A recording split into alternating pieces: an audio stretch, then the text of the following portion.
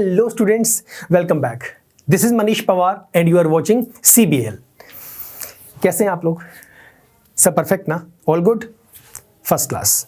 चलिए, in today's session we will discuss about theoretical portion of 10.2. I hope 10.1 में कुछ परेशानी नहीं आई होगी. आप लोगों ने थ्योरी समझ ली होगी. 10.1 की थ्योरी क्या थी, 10.1 का एक्सरसाइज आप लोगों ने सॉल्व कर लिया होगा. कुछ भी उसके अंदर नहीं था. आज डिस्कशन करेंगे 10.2 की थ्योरी, जो इस पूरे चैप्टर की जान है, क्योंकि 10.2 वाला कॉन्सेप्ट ही 99.9% आपके एग्जाम में आएगा. मैं ये नहीं कह रहा कि 10.1 वाला नहीं आएगा, वो बेसिक है, वो तो आएगा ही आएगा. बट जो क्वेश्चंस आएंगे 99.9% 10.2 में जैसे क्वेश्चंस होंगे ना एक्सरसाइज में, जो कुछ एग्जांपल्स भी हम लोग करेंगे उसी पे बेस्ड आने वाले हैं. उससे बाहर कोई क्वेश्चन नहीं आएगा. कॉन्सेप्ट वही रहेगा, क्वेश्चन की स्टेटमेंट, उनमें चेंजेस, अमेंडमेंट्स ऑब्वियसली बात एग्जामिनर करेंगे. तो चलिए स्टार्ट करते हैं. स्टार्ट करने से पहले एक बार मुझे बताओ, मैंने 2-3 छोटी छोटी बातें बताई थी थ्योरेटिकल पोर्शन में 10.1 के अंदर कि सर्कल है, सर्कल के बाहर हमारे पास कोई पॉइंट गिवन है, ये लो कोई पॉइंट है P, मैंने बताया था. तो उस पॉइंट से हम लोग मैक्सिमम 2 टेंजेंट हम लोग पास कर सकते हैं. अंदर से नहीं जाएगा, बाहर से जाएगा. वो ये लो बाहर से कर दो इसे. राइट, मैंने प्रूव भी किया था. आई थिंक शायद मैंने प्रूव किया था कि 2 ही क्यों जाएंगी. वो कंस्ट्रक्शन करके मैंने दिखाया था. आप उसे घर पे ट्राई भी कर सकते हैं. 2 ही लाइन आप पास कर सकते हैं. अगर आप कहेंगे कि नहीं मैं तो और ट्राई करूंगा, यहाँ से चली जाए, तो यहाँ से जाएगी तो अंदर से पास हो जाएगी ना, वो टेंजेंट नहीं कहलाएगी. That is not possible. So here is the question, number of tangents from a point on the circle. तो वहां से सिर्फ आप जो टेंजेंट ड्रॉ कर सकते हैं इस पॉइंट पे. अगर मैं बात करूं तो यहां से देखो, अगर तो क्वेश्चन ये आता है कि एक्सटर्नल पॉइंट से कितनी टेंजेंट ड्रॉ हो सकती हैं. दोबारा सुनना मेरी बात, ये सर्कल है. अगर मैं क्वेश्चन ये पूछता हूं कि एक्सटर्नल पॉइंट है कोई P, इस एक्सटर्नल पॉइंट से इस सर्कल के ऊपर कितनी टेंजेंट पास कर सकती हैं. सिर्फ 2 ही टेंजेंट पास कर सकती हैं, टेंजेंट 1, टेंजेंट 2. लेकिन अगर क्वेश्चन ये आता है कि सर्कल के ऊपर कोई पॉइंट है, ये पॉइंट लगा लो यहां पे, इस पॉइंट से कितनी टेंजेंट पास होंगी, सिर्फ और सिर्फ एक ही टेंजेंट पास होगी, उसके अलावा कोई और टेंजेंट पास नहीं हो सकती.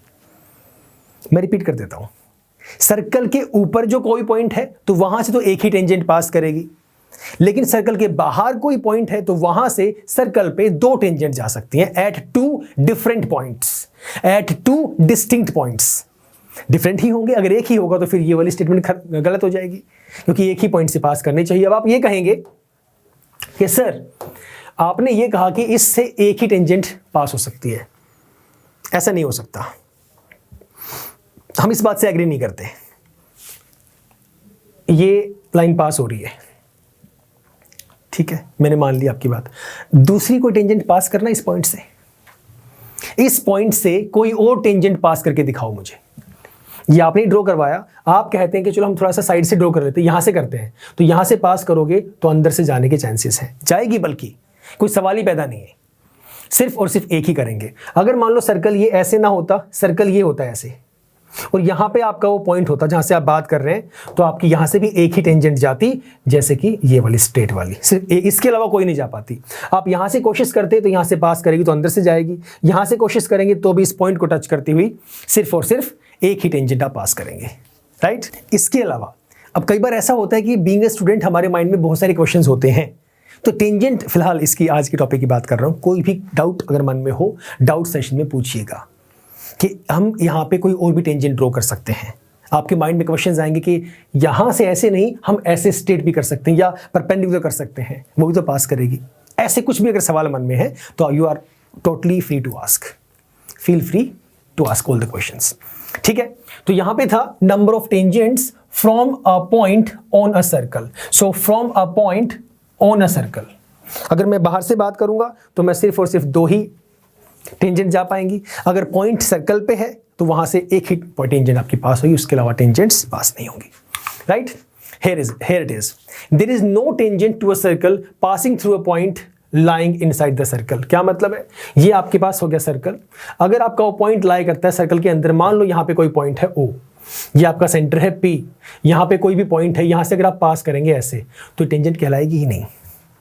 अगर पॉइंट आपका लाई करता है इनसाइड द सर्कल, टेंजेंट कहाँ बनेगी? टेंजेंट बननी नहीं है वो, तो पहले केस में there is no tangent to a circle.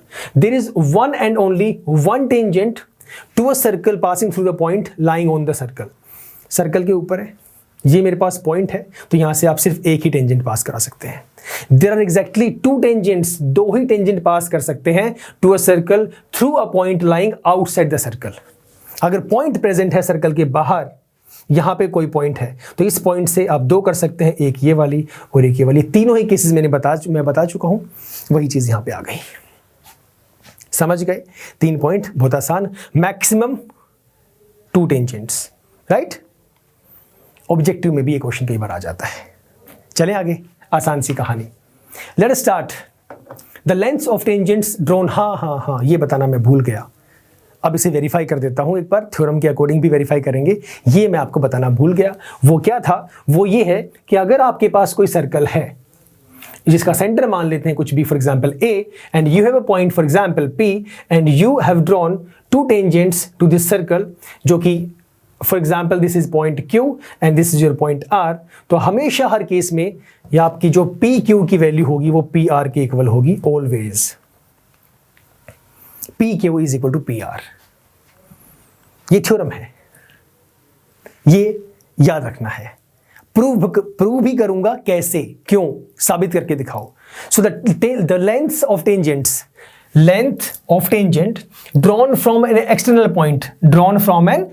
point to a circle are equal, so PQ is equal to PR। ये थ्योरम है, ये बता दिया मैंने आपको। अब प्रूव करते हैं इसे। एक काम करिए,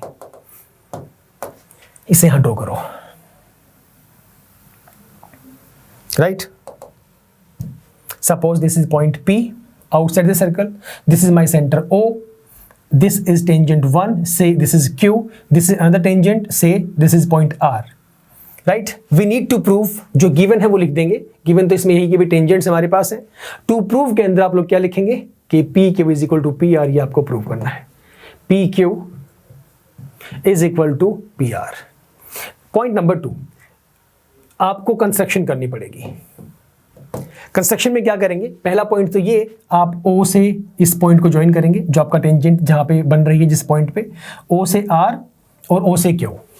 उसके अलावा आप कंस्ट्रक्शन में P से O को भी ज्वाइन कर देंगे। You can say OQ, OR and OP। अब यहां से मुझे पता है कि OQ और OR क्या है? रेडियाई हैं, हाँ या ना? ठीक है। और O से P आपने ज्वाइन कर दिया, कंस्ट्रक्शन में लिख देना ये पॉइंट। ठीक है सर, लिख देंगे। Now let us take 2 triangles. We have proof now. Proof के अंदर ट्रायंगल ले लो 2। इन ट्रायंगल ऊपर वाली PQO PRO, in triangle PQO and triangle PRO। कर दो इसे कॉन्ग्रुएंट कर दो। कॉन्ग्रुएंट कैसे करेंगे? पहले तो OQ is equal to OR, OQ is equal to OR। और मेरे हिसाब से ये डिफिकल्ट नहीं होना चाहिए कि कॉन्ग्रुएंट कैसे करना है। सर्कल्स में बहुत इंपॉर्टेंटली आप लोगों ने ये चीज़ें सीखी हैं, 9th में भी सीख चुके हैं कॉन्ग्रुएंट कैसे करना होता है, और अब भी आप लोग सीख चुके हैं, इस चैप्टर 6 या 7 है शायद, वहाँ भी सीख चुके हैं। तो OQ is equal to OR क्यों होगा? Radii of the circle, radii of circle, तो दोनों इक्वल होती है। Point number 2, PO is equal to PO, that is common. PO is equal to PO, that is common side, दोनों में आ रही है, दोनों में लाई कर रही है साइड। इसके अलावा फर्स्ट थ्योरम, थ्योरम पॉइंट 10.1 जो आप लोगों ने फर्स्ट थ्योरी के अंदर पढ़ा था, इस चैप्टर की जो पहली थ्योरिटिकल लेक्चर था वहां आपने पढ़ा था कि ये जो एंगल होगा आपका PQO और PRO, ये दोनों क्या होंगे? 90 के होंगे। टेंजेंट एंड रेडियस आपस में 90 पे लाई करते हैं। तो अब लिखेंगे angle PQO that is equal to angle PRO। Angle PRO क्या लिखेंगे? 90 डिग्री ईच। अब इसका रीजन लिख देना, 90 डिग्री ईच कॉमा, या तो लिख दो। देखो अब एग्जाम में अगर ये लिखेंगे ना एज पर थ्योरम 10.1 तो वो गलत है, वो माननीय नहीं बोलते, वो मान्य नहीं होगा वो एप्लीकेबल नहीं है। आप वहां पे ये मेंशन नहीं करना आप लोगों को कि थ्योरम का नंबर क्या है, 10.1 है, 10.2 है, ये आप मेंशन नहीं करेंगे। आप वो बताएंगे थ्योरम क्या है, वो आप थ्योरेटिकली लिखेंगे, राइट? तो 10.1 मत लिखना, रीजन लिख दिया हम लोगों ने. Now PQO PRO, so using RHS rule, RHS rule के अकॉर्डिंग ट्रायंगल्स हो गई congruent. So using RHS rule triangle आपकी कॉन्ग्रुएंट हो गई. PQO PRO, triangle PQO is congruent triangle PRO. तो जैसे ही ट्रायंगल्स कॉन्ग्रुएंट हुई, अब आप बाय CPCT कह सकते हैं कि आपकी जो लेंथ है PQ that is equal to PR. उसके बाद यहां पे लिखना, उसके नीचे यहां पे लिख रहा हूं मैं PQ that is equal to PR, bracket में CPCT, corresponding parts of congruent triangles equal होते हैं. आपको यही तो निकालना था, यही तो साबित करना था कि आपके जो टेंजेंट्स हैं उन दोनों की लेंथ सेम होती है. Getting my point? So this is very important. ये समझना बहुत जरूरी है कि चलो PQ PR के इक्वल तो है, बट क्यों, वो यहां से समझ में आया इन्हें कॉन्ग्रुएंट करने के बाद. तो आपके पास ये दो थ्योरम्स हैं जो आपको याद रखनी है.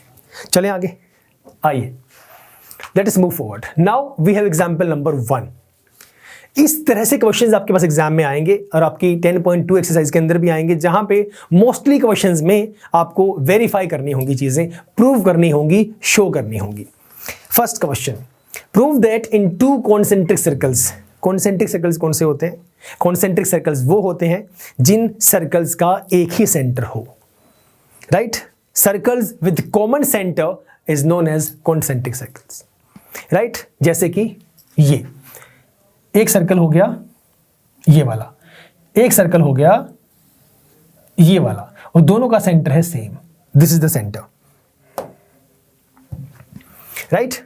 Now the question is prove that in to concentric circles, draw कर दिए, the code of the larger circle. Larger कौन सा है? बड़े वाला. जो बड़े वाले की कोड होगी विच टचेज द स्मॉलर सर्कल, जो कि छोटे वाले सर्कल को टच करते हुए जाएगी, is bisected at the point of contact.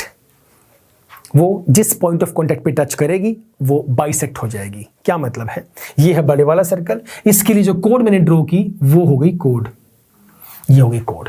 ठीक है, अब ये कोड यहां पे टच करती हुई गई, इस पॉइंट पे टच करती हुई गई, तो जहां पे पॉइंट ऑफ कॉन्टैक्ट पे टच हुई यहां से होगी बाइसेक्ट. मतलब जितनी लेंथ ये है उतनी ही लेंथ ये है, ये मुझे साबित करना है. This we need to prove. पहले बताओ क्वेश्चन का मीनिंग समझ में आया कि नहीं आया, फिर चलते हैं आगे.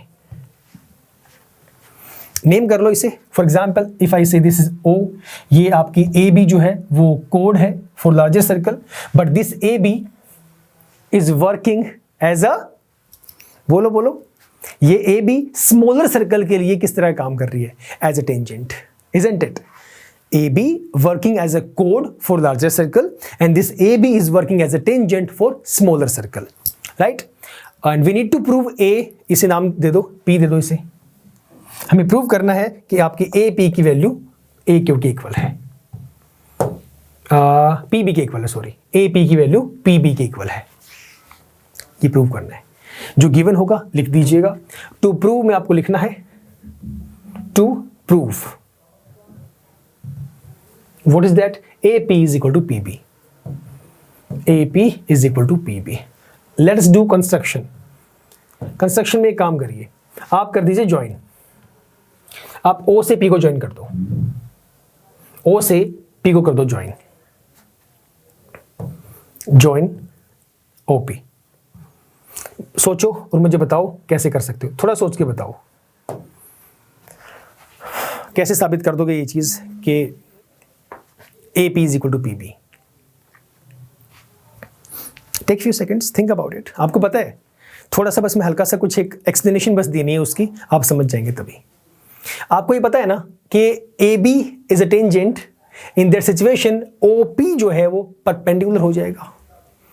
ये मैं कह सकता हूं कि यहां पे जो एंगल बनेगा वो 90 का बनेगा, इधर जो बनेगा वो भी 90 का बनेगा. बात एक ही है, ये आप लिख सकते हैं. ठीक है, लिखो इसे.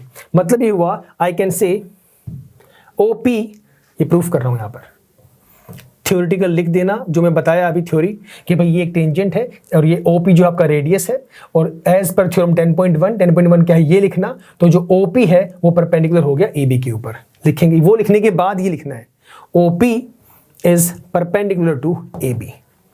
ठीक है सर, समझ में आ गया. अगर OP परपेंडिकुलर है आपके AB के ऊपर, ए बी आपकी कोड है, वही उसके लिए टेंजेंट का काम कर रही है। जब 90 डिग्री परपेंडिकुलर जब यहाँ पे डल गया तो ये बात सीधी सी तय हो गई कि भाई ये इसको बाइसेक्ट भी करता है। सर ऐसे कैसे, नहीं समझे? दोबारा सुनो। ओपी आपका 90 का है, ओपी परपेंडिकुलर है ए बी के ऊपर, ए बी कोड है ना, तो अगर ओपी अगर आपकी कोड के ऊपर परपेंडिकुलर होगी तो आपका ओपी जो है वो ए बी को बाइसेक्ट करेगा। यही जो चीज मैं बोल रहा हूं ये होता है, ये थ्योरी है, ये ऑलरेडी प्रूवन थ्योरी है। और बल्कि ये आप लोगों ने बेसिक जो अगर मैं बात करूं कि ये परपेंडिकुलर है तो कोड को हमेशा 2 इक्वल हाफ्स में ब्रेक करती है ये चीज। It is always there. So I can say, ये मुझे बताना पड़ेगा सब कुछ, सीधा नहीं बोलना ही चाहिए। अगर ये प्रूव करने के लिए आ जाए तो सीधा ये नहीं बोलना। जो जो मैं बताता हुआ आ रहा हूं वो थ्योरी सारी लिखेंगे आप, फिर आप उसके बाद यहां पहुंचेंगे OP perpendicular to A B, फिर आप लिखेंगे कि भाई as A B is the code and OP is perpendicular on the कोड, सो in that situation OP is working as a perpendicular bisector for your code, but वो code अब यहां पे क्या है, टेंजेंट है।